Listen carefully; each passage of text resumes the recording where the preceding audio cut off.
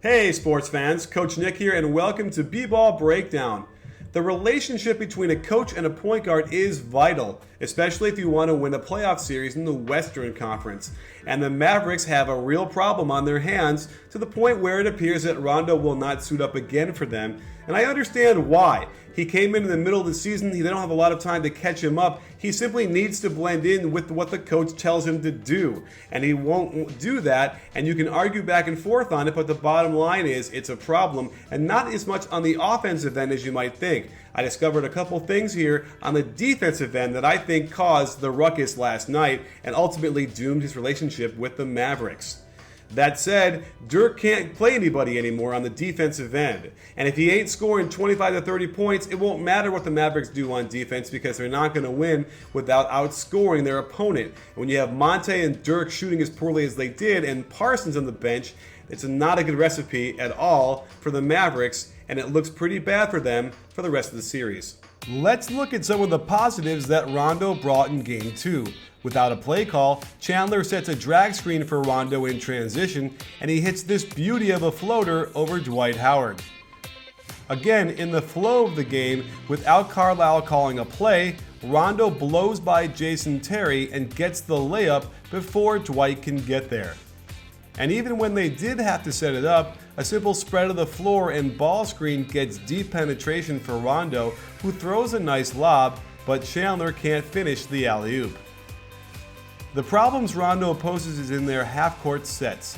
Many of the Mavs sets have Rondo going to the weak side corner after initiating, which is normally the spot for a good shooter.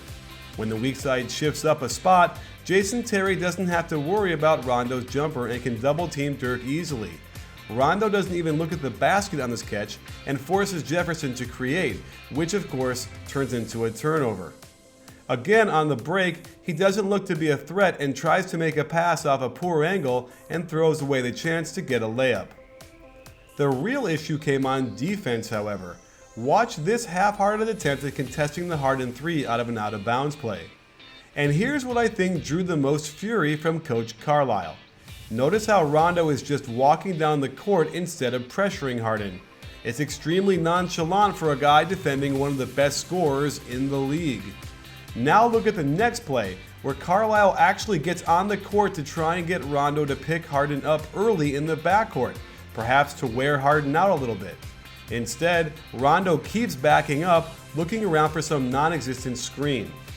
And after all of this, we get to the infamous 8-second call. Here's Carlisle telling Tyson Chandler to run 25, which is normally when the 2 guard screens the 5 before the 5 screens the ball. Interesting that he's not calling out Rondo's name. On the miss, Rondo stares a hole at Carlisle as he slowly dribbles the ball up with no pressure. There is no excuse for not getting the ball past half court in 8 seconds. But here's where it gets even worse. The Mavs seemed a bit stunned, and it seems like Chandler took too much time to get to his position.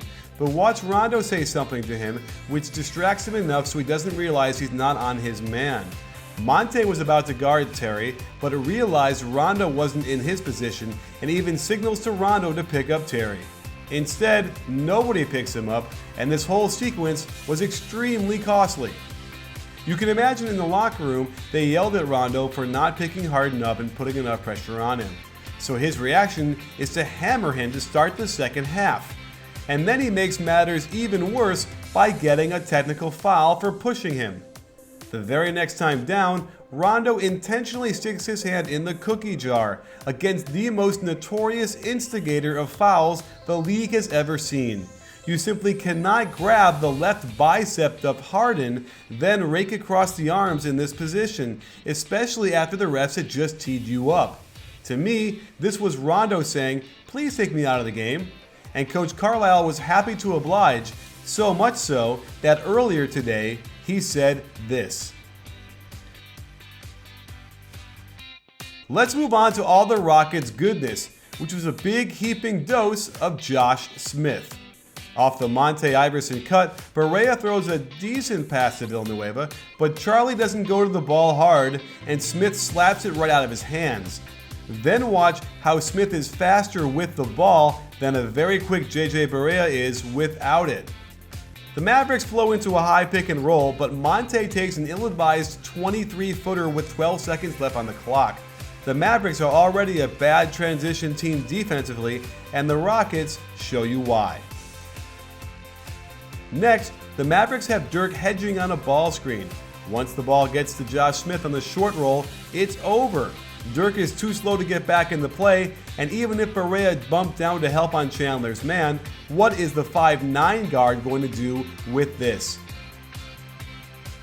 Improbably, the Mavs still had a 2-point lead early in the fourth. With a notoriously bad free throw shooter, Stoudemire still doesn't get in great position, and when Aminu doesn't realize he had the shooter, therefore Dwight was still his man, Josh Smith hits him with a gorgeous dime. And here's where it got vicious. Continuing to abuse Dirk, the Rockets run a quick pick and roll with Josh and Dwight. Both defenders gravitate towards the ball. Aminu even tries to bump down, but there is nothing to do on this oop to the rim. The Mavericks then try to zone, which appears to then match up to a man. On a simple overload, the Rockets hit the slot, and when Dirk can't pressure Smith enough, Dwight commits homicide on the rim again. With the Mavericks doing a good job to contain the Prigioni-Dwight pick and roll, the Rockets turn to Josh Smith, who just blows by a sliding Dirk for a simple layup. Dirk needs to turn and run, not slide. And the shot that put an exclamation point on the game, where the Rockets never looked back, was another Dwight-Josh pick and roll. This time, the Mavericks switch it, and Dirk can't seem to move well enough to stay with Dwight, who does a quick spin, and Smith throws the perfect dime, and this game is over.